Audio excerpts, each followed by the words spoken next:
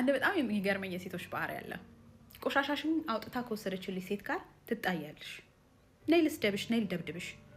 እንዴት ብለሽ ነው ቆሻሻይን ምን ብትደፍሪ ነው የወሰድሽው? እሱ የኔ ቆሻሻ ነው አምጪው፣ ተይው፣ እሱ ጋር አትደውይ። የሚማግጥ ወንድ ቆሻሻ ነው። የዛሬ ሳምንት ከቤትሽ አውጥተሽ የጣልሽውን ቆሻሻ ፈልገሽ ታውቂያለሽ እንዴ? የት ሄደ የት ደረሰ ብለሽ አስበሽ ታውቂያለሽ? አታውቂም አይደል?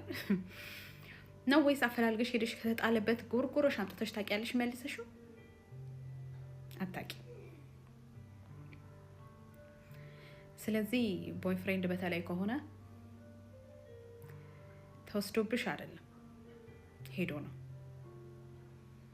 መድኃኒትም ተደርጎበት አይደለም ፈልጎ ሄዶ ነው። ላንቺ ያለው ክብር በአጠቃላይ ዝቅ ስላለ ነው ወይንም ክብር ስለሌለው። ይሄንን ስልሽ ሰዎች ከራሳቸው ክብር አንጻር ነው ሌላውን የሚያከብሩት። ራሱን የማያከብር ሰው አንቺን አያከብርም፣ ገላሽን አያከብርም፣ የምትሰጪውን ነገር አያከብርም። ስለዚህ ቆሻሻሽን ፍለጋ ሌላ ሴት አትቦጫጭቂ። ቦይፍሬንድሽ ከሆነ ያውም እንደምታረጊኝ አልነግርሽም።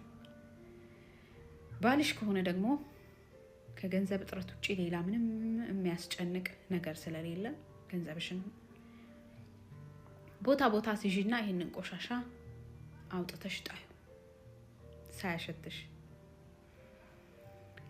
ሳያተላሽ፣ ቤትሽን ሳያበላሽብሽ ቆሻሻውን አውጥተሽ መጣያው ጋር ጣዩ። ይሄው ነው።